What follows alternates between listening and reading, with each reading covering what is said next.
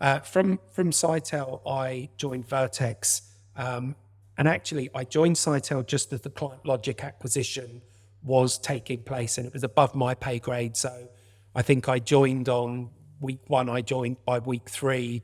We were essentially a different company, even though the enduring brand was Sitel. That business was essentially acquired by Client Logic, and then lo and behold, the same thing happened. Maybe it talks to some shortcomings in my own due diligence, but I joined Vertex from Sitel just as Capita were starting to orchestrate their own customer management organization. Orchestrate, but as they were starting to construct their own BPO proposition in the sector. They'd already bought Ventura.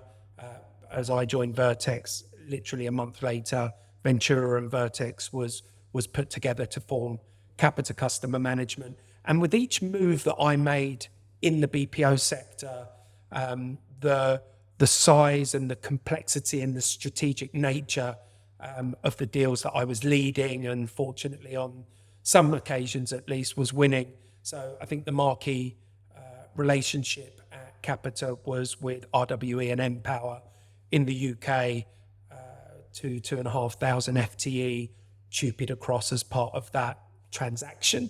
I'm reluctant to call it a transaction where there are individual people's careers on the line, but ultimately we stupid 2,500 or just under 2,500 of the Empower in-house contact center workforce across. We took on both the lease and the ownership of 4 large contact center buildings in the northwest of England. And essentially what we did was variabilize that cost base.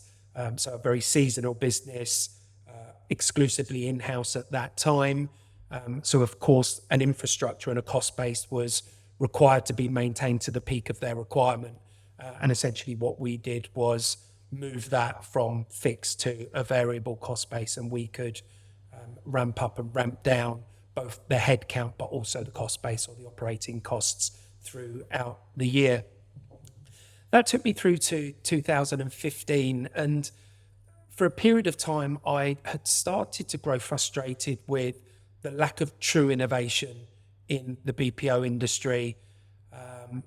I felt at the time that I had a good grasp of end-to-end customer experience, when the reality actually was that the contact center model at the time was servicing a relatively narrow slice of a customer journey, a really important slice, but I would argue a lot of the volume was predominantly fire and forget. Like I say, a lot of the volume was a reflection of a shortcoming of another process or another channel that ended up with a need to speak to a human being in a contact center.